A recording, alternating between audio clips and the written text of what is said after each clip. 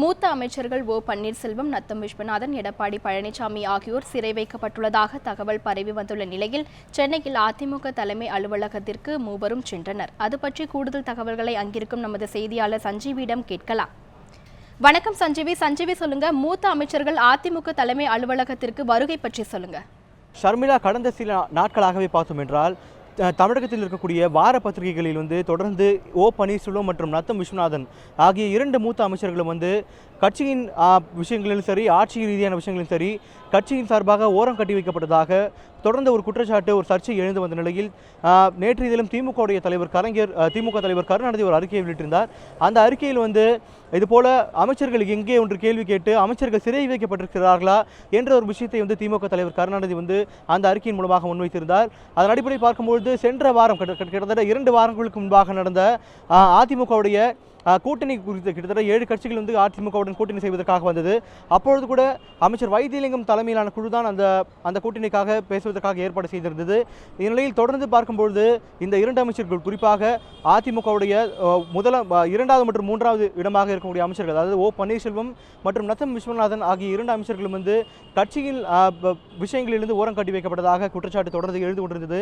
இந்நிலையில் நேற்று இந்த அறிக்கைக்கு பிறகு நேற்று மாலை தமிழக முதலமைச்சர் ஜெயலலிதா அவர்களை ஓ பன்னீர்செல்வம் போயஸ் கார்டன் நிலையத்தில் சந்தித்தார். இந்த சந்திப்பு கிட்டத்தட்ட அரை மணி நேரம் நடைபெற்றது. இந்த சந்திப்பு முடிந்த இன்று அடுத்த நாளான இன்றே தொடர்ந்து இந்த 2 அமைச்சர்களும் இங்கு நடைபெறும் கூட்டத்தில், குறிப்பாக இந்த கூட்டத்தை பொறுத்தவரை பார்த்தோம் என்றால் பல்வேறு அமைப்புகள், கிட்டத்தட்ட 20க்கும் மேற்பட்ட அமைப்புகள் அதிமுகவிற்கு ஆதரவு தருவதற்காக இங்கு வந்துள்ளது. இந்த நிகழ்ச்சியில் இந்த 2 அமைச்சர்களும், குறிப்பாக ஓ பன்னீர்செல்வம் மற்றும் நத்தம் விஸ்வநாதன் கலந்து கொண்டது ஒரு முக்கியமான விஷயமாக பார்க்கப்படுகிறது. அதாவது இத்தனை நாட்களாக கிட்டத்தட்ட 1 மாதத்திற்கு மேலாக எந்த நிகழ்ச்சியிலும், கட்சி ரீதியான நிகழ்ச்சிகளிலும் பங்கேற்காத இவர்கள் நேற்று ஜெயலலிதாவை சந்தித்த பிறகு இந்த நிகழ்ச்சியில் கலந்து கொள்வது ஒரு முக்கியமான விஷயமாக பார்க்கப்படுகிறது. ஷர்மிளா, சஞ்சீவி, முதலமைச்சர் செல்வி ஜெயலலிதாவை சந்தித்த போது ஓ பன்னீர்செல்வம் அளித்த விளக்கங்கள் குறித்த ஏதேனும் தகவல் இருக்கா?